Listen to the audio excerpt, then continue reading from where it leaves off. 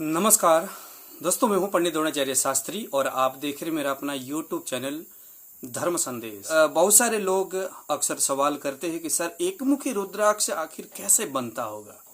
वृक्ष में एकमुखी रुद्राक्ष किस तरह से बनता है, क्योंकि अक्सर रुद्राक्ष पेड़ में जो विकसित स्वरूप में जो होता है वो 5 मुखी 6 मुखी ज्यादातर मिलते हैं। तो जो बड़े वृक्ष जो रुद्राक्ष है वो कुछ 11 मुखी, कुछ 20 और 21 मुखी तक भी मिलते ऐसे सुनने में आया। हालांकि मैंने तो कभी देखा नहीं, मैंने कभी एक मुखी भी नहीं देखा। लेकिन चूंकि मैं अभी ऐसी जगह में हूँ यहाँ पर रुद्राक्ष बहुतायत में मिलते हैं, लेकिन यहाँ पर भी मुझे कभी किसी ने नहीं कहा कि सर एकमुखी रुद्राक्ष मैंने अपने जीवन में कभी देखा है। तो फिर इसका रहस्य क्या है, एकमुखी रुद्राक्ष किस पेड़ में मिलता है और कब मिलता है। तो इसके पीछे बहुत सारे किंवदंती है, बहुत सारे बातें हैं। एकमुखी रुद्राक्ष कैसा दिखता है, उसका चमत्कृत स्वरूप क्या है, कुछ अलग अलग इसके विषय में बातें हैं। लेकिन मैं नेपाल में एक ऐसा आदमी से मिला हूं जो इस रुद्राक्ष के एक बहुत बड़े श्रृंखला में इसका व्यापार करते हैं और वृक्ष में से जो एकदम विकसित और एकदम जो अविकसित जो दाने हैं दूर से उनको पता चल जाता है। वो जैसे वो कहते हैं कि साहब लंबे समय से हम इसके काम कर रहे, जब हम वृक्ष में देखते हैं तो तमाम उन दानों में से हमें पहचान होता है कि भाई ये जो दाने हैं ये या तो 2 मुखी होगा या 3 मुखी होगा या तो ये 10 मुखी से ऊपर होगा। तो ऐसे जो दाने हैं उनको हम कलेक्शन करते हैं और बाजार में महंगे भाव में, महंगे रेट में उनको बेचते हैं। तो आपके मन में भी शायद कभी न कभी इस रुद्राक्ष के विषय में कि ये बनता किस तरह से होगा एकमुखी रुद्राक्ष, या इतना महंगा क्यों है, इसके पीछे जो तमाम तरह की जो किंवदंती जो समाज में सुनने में आता है उसके पीछे का कारण क्या है। तो ऐसे ही एक विशेष और खास जानकारी जो मुझे यहाँ के एक विशेष और बहुत बड़े व्यापारी के माध्यम से जो मुझे प्राप्त हुआ, मैं आपके सम्मुख उसको लेके आया हूँ। सबसे पहले तो मैंने किसी पुराणांतर्गत कुछ मैंने प्रसंग सुना था एकमुखी रुद्राक्ष के विषय में। एक बार कहते भगवान भोलेनाथ जी पार्वती माता के सामने बैठे हुए थे और वहां पर अलग अलग जो भगवान के जो भक्त लोग हैं अपने अपने फरियाद को लेके आते हैं और भोलेनाथ जी उनके मनो इच्छा और मनोकामनाओं को परिपूर्ण करते हैं उनके बातों से, उनके ये सारी चीजें देख करके। जैसे जैसे ये यथा माम प्रपद्यन्ते तांस तथैव भजाम्यहम्, इसी आधार पर जो जैसा जिसने जिस तरह का कर्म किया है उसको उसी के कर्म के आधार पर उनको वो भोलेनाथ जी फल देते हैं। मगर एक दिन उनके जो सभा है वहां पर बहुत सारे सर्प, बहुत सारे बिच्छू और कुछ भूतों का टोली वहां पर गया और बड़े देर से वो रो रहे थे और रोते हुए अपने गुजारिश भी कर रहे थे, भोलेनाथ जी से प्रार्थना भी कर रहे थे कि हे प्रभु, अगर हम इतने बुरे थे तो आपने इस दुनिया में हमें प्रकट क्यों किया, जन्म क्यों दिया हमें। भगवान ने कहा कि ऐसा क्या हुआ, आपके जन्म जो हमने जो दिया या आपके जन्म से आपको क्या तकलीफ है। तो सर्प ने कहा कि जनाब आप जानते हो कि दुनिया में कोई भी अगर हमें देख ले, यानी सर्प को देख ले, तो बस वो मारने के लिए दौड़ता है। अगर हम इतने बुरे हैं तो फिर आपने हमें बनाया क्यों, है ना। हमने तो किसी को कभी नुकसान नहीं किया। कोई अगर हमारे पास आता है, हमें लगता है कि यह हमें नुकसान पहुंचाने वाले, फिर हमें अपने सुरक्षा के लिए ऐसा कुछ करना पड़ता है, डसना पड़ता है। हमारे अंदर जहर है, अब क्या करे भाई, मैं उसको अमृत में तो परिवर्तन हम कर नहीं सकते। ये तो आपका देन है कि आपने इसके अंदर जहर डाल दिया, अमृत भी तो डाल सकते थे। हमारी गलती क्या है। ऐसे बिच्छू ने भी यही कहा कि प्रभु हमें भी जो कोई देखता है और हमारी भी वही दुर्दशा हो जाती है, जहर तो हमारे शरीर में भी है। भूत प्रेत भी उधर खड़े थे, कहा कि महाराज हमारी तो और ज्यादा बुरा हाल होता है। बहुत सारे बुक्स, बहुत सारे पुस्तक, एक संप्रदाय जो भूतों को हटाने और भगाने के लिए, मारने के लिए दुनिया में प्रचलित है, वो भूत के लिए तरह तरह के उल्टे पुल्टे टोटके, टोने टोटके करते रहते हैं। हमें कहीं भी दीवारों में लटकाने का प्रयत्न करते हैं, नाक में दम कर रखा है इन्होंने। अगर हम इतने बुरे थे तो फिर आपने हमारी सृष्टि क्यों किया। तो भोलेनाथ जी ने कहा कि कोई बात नहीं, जो दुनिया जिसको धुतकारे हम उसको अपने गले से लगाते के करके। आप इस प्रसंग को शायद आपने सुना भी होगा। तो फिर इन तीनों को भगवान भोलेनाथ जी ने अपना एक अभिष्ट अंग के रूप में, सर्प को अपने गले में और बिच्छू को अपने गले में, और भूतों को कहा कि आप हमारे एक परिसर में रहोगे और हमारे एक विशेष मित्र के तौर पर आप जाने जाओगे। जब पार्वती माता के पास जब जाना था बारात लेकर के, तो भूतों को भी भगवान भोलेनाथ जी साथ में लेकर के चले गए।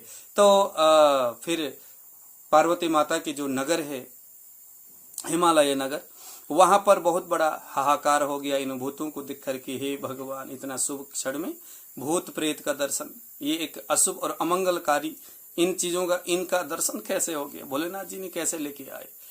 तो इतनी करुणा अवतारी भगवान भोलेनाथ जी है। तो उन भूतों के पीछे एकदम नीचे लुपक के बैठा हुआ था एक मुखी रुद्राक्ष।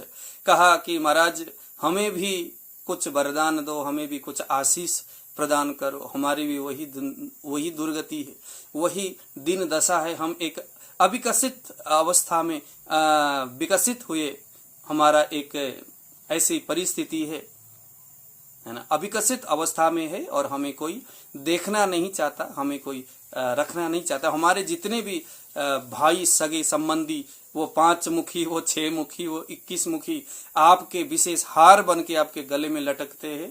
और भगवान आपकी जो शिवलिंग है वहां पर, और जो साधु बड़े बड़े संतों के वक्षस्थल में शोभा पाते हैं। लेकिन मैं अमंगल, क्योंकि अमंगल स्वरूप है, बस एक ही मुख है, टूटा फूटा सा मेरा स्वरूप है। और इसको देख करके लोग हमें धुतकारते हैं, वृक्ष से ही निकाल के हमें फेंक देते हैं। अगर ऐसा है तो फिर आपने हमारे लिए ऐसी स्थिति क्यों पैदा किया। भगवान भोलेनाथ जी ने कहा कि जाओ, हम आपको वरदान प्रदान करते हैं। आज के बाद आप हमारे शरीर में, हमारे सिर के सबसे ऊपर स्थित रहोगे और दुनिया में आप ऐसे पूजित होंगे कि लोग आपको ढूंढते रहेंगे, लेकिन आप कभी नहीं मिलोगे। दुनिया में आपका जो कीमत है वो लाखों और करोड़ों में होगा। आपको पाने के लिए लोग तरह तरह के उपाय अपनाते रहेंगे। इतना बड़ा और विशेष वरदान जब रुद्राक्ष को मिला, तो उसको प्राप्त करके रुद्राक्ष, एक मुखी जो रुद्राक्ष, बड़ा धन्य हुआ अपने आप को कि हे भोलेनाथ जी। ऐसे करके उनका खूब चिंतन किया, मनन किया और भगवान भोलेनाथ जी के मस्तिष्क में जाकर के शोभायमान हुआ। तो यहाँ प्रसंग आता है कि वो रुद्राक्ष, एक मुखी रुद्राक्ष जो दाना है, वो इतना दुखी क्यों था।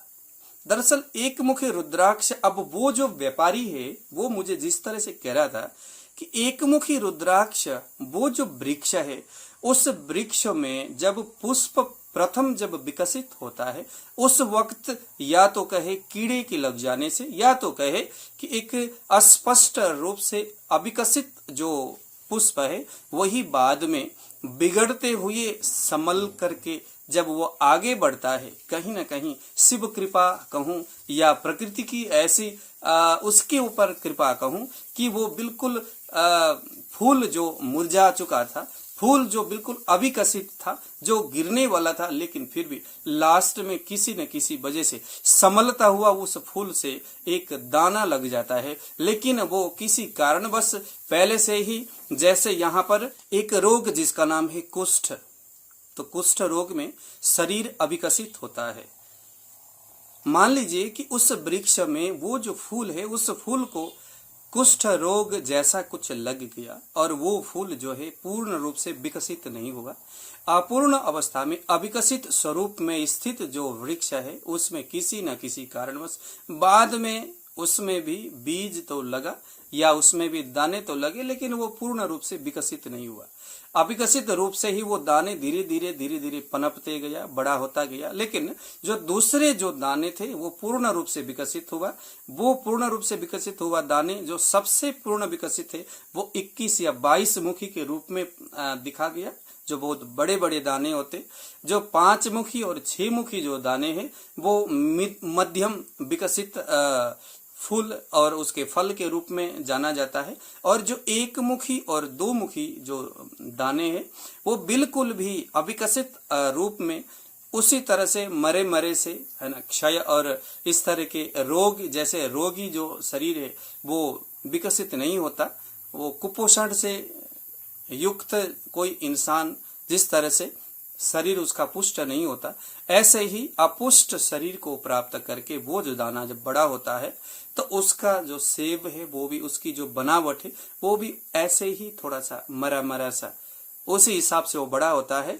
और यहाँ एक है ना, एक मुख यहाँ पर उसका बन जाता है और इधर का जो भाग है वो बिल्कुल प्लेन सा होता है, इधर उसका एक मुख बन जाता है। तो उसे हम कहते हैं थोड़ा सा विकसित हुआ, बाकी जो भाग है वो मुरझा गया, वो मर गया, वो सड़ गया, वो बिगड़ गया, तो वो जो है फिर वो एक मुखी बन गया। पहले पहले इसको लोग काफी धुतकारते थे, फेंक देते थे, ऐसा बोलते थे कि भाई वृक्ष में एक रोग आ गया, इस वृक्ष को ही तोड़ के फेंक दिया जाए। लेकिन जिस दिन भगवान भोलेनाथ जी की कृपा दृष्टि इस दाने के ऊपर पड़ा, उस दिन के बाद यह जो दाना है बहुत महत्वपूर्ण हुआ। दरअसल हमारे दिमाग, दिल दिमाग में क्या होता है ना, जो चीज बिल्कुल भी नहीं है, जो अप्राप्य वस्तु है, उसकी महत्ता कुछ अधिक प्राप्य वस्तु से कुछ अधिक उसकी महत्व रह जाता है। इसीलिए एकमुखी का कुछ ज्यादा महत्व इस संसार में बनता है। एकमुखी जो रुद्राक्ष है दोस्तों, वो संघर्ष का प्रतीक है। इस दृष्टि से अगर देखें, एकमुखी जो रुद्राक्ष है वो संघर्ष का प्रतीक है, वो मृत्यु से जीवन की ओर जाने की एक गति का प्रतीक है। इस दृष्टि से देखा जाए तो एकमुखी अपने घर में रखना इस दृष्टि से शायद कहीं ना कहीं सही है। और भगवान भोलेनाथ जी ने इसी चीज को देख करके कि आप अगर संघर्ष में आपका जीवन है और वहां से अगर आपको कोई सफलता नहीं मिलता तो एकमुखी रुद्राक्ष अपने पास रखो, आपको जरूर सफलता मिलेगा। क्योंकि एकमुखी जो है उसने जीवन में अनंत प्रयत्न किया है और करते हुए भी जैसे तैसे अपने शरीर को उसने विकसित करने का एक नवीन उसने प्रयत्न किया है और उसके परिणाम स्वरूप उसको भोलेनाथ जी ने एक आशीर्वाद प्रदान किया है। तो एकमुखी रुद्राक्ष इस हैसियत से और इस दृष्टि से कि वो एक मृत्यु से जीवन की ओर जाने के लिए प्रेरणादायी है, या एक अविश्वास से विश्वास की ओर गति देने वाला, या यूं कहे कि जो पाप से पुण्य की ओर जाने वाला, या ये कहे कि जो निराशा से आशा की ओर गति देने वाला, या ये कहे कि जो लॉस से बेनिफिट की ओर लेकर के जाने वाला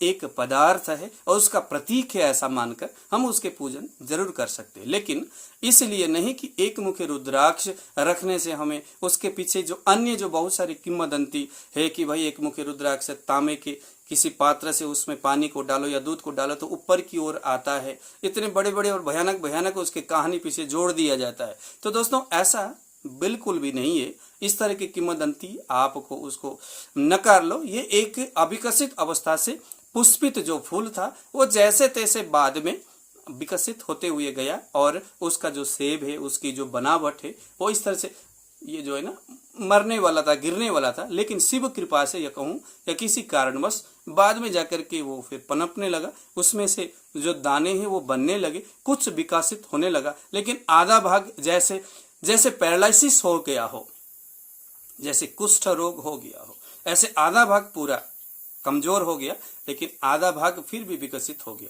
तो वही एक मुखी रुद्राक्ष है। अगर इस दृष्टि से आप इसको अपने पूजा घर में रखना चाहते हो तो इसको रखिए, लेकिन अगर नहीं मिलता तो ये अप्राप्य समझ करके इसको आप छोड़िए। 5 मुखी 6 मुखी रुद्राक्ष अपने पास रखिए और उसका सेवा और पूजन करिए। मैं जानता हूं ये चीज आपने शायद कभी नहीं सुने होंगे। ये कोई जरूरी नहीं है कि सभी बातें सब आदमी सब जगह में सुने और जाने। हम लोग तो घूमते रहते और तरह तरह के लोगों से हमारा पाला पड़ता रहता। इससे पहले मैंने ये किंवदंती तो जरूर सुना था, लेकिन इतने बड़े जो रुद्राक्ष के व्यापारी के मुंह से इस बात को सुनकर के मुझे भी यकीन हुआ। और रुद्राक्ष जिस तरह से हम देखते हैं, हकीकत में तो कभी नहीं देखा, लेकिन जिस तरह से हम इसको फोटो के माध्यम से हम जब देखते हैं तो कहीं ना कहीं लगता है कि हाँ यार, ये वाकई में एक अविकसित पुष्प ही आगे जाकर के फिर विकसित होने का इसने प्रयत्न किया और जैसे तैसे उसके ऊपर एक मुखी उसका बन गया, तो इसीलिए ये ऐसा हो गया। तो इसीलिए इसको इतना बड़ा महत्व न दिया जाए। इसके पीछे लाखों और करोड़ों रुपए जो लोग फूंक देते हैं, ऐसा बिल्कुल भी मेरे हिसाब से ना करें अगर आपके मन को ठेस पहुंचाए। क्योंकि बहुत सारे हिंदू समाज और हिंदू लोगों के दिलो दिमाग में भगवान भोलेनाथ जी के बाद एकमुखी रुद्राक्ष का स्थान है। मुझे मालूम है, हम भी एकमुखी रुद्राक्ष का खूब सम्मान करते हैं, क्योंकि भगवान भोलेनाथ जी ने वैसे अपने मस्तिष्क में स्थापित किया है। तो भोलेनाथ जी का ही स्वरूप समझ करके हम इसका जरूर आदर और सम्मान करते हैं। लेकिन इस हैसियत से लेकिन इसका जो विकास होने का जो प्रक्रिया है, वो जो अभी मैंने आपको बताया, वो यकीनन यही है और इसके सिवा कोई दूसरा नहीं है। तो इतना कहकर के आज मैं अपने वाणी को जरूर विराम चाहूंगा। मैं इस दोबारा भी मैं आपको जरूर बताऊंगा कि मैंने आज जो कुछ भी अगर मेरे बातों से, मेरे वाणी से अगर आपको कुछ ठेस पहुंचा हो तो मुझे आप जरूर क्षमा कीजिएगा। आने वाले समय में इसी प्रकार के कुछ गूढ़ रहस्य भरा हुआ कोई बातें या आयुर्वेद या ज्योतिष या धर्मशास्त्र से संबंधित कुछ जो जानकारी, जो कुछ दुर्लभ था उसे हम रिसर्च करके, और कुछ सुलभ था उसे हम अपने बुद्धि और अपनी विचार के हिसाब से हम आपके सामने उसको प्रस्तुत करेंगे। आज मुझे दीजिए विदा। जय श्री राम।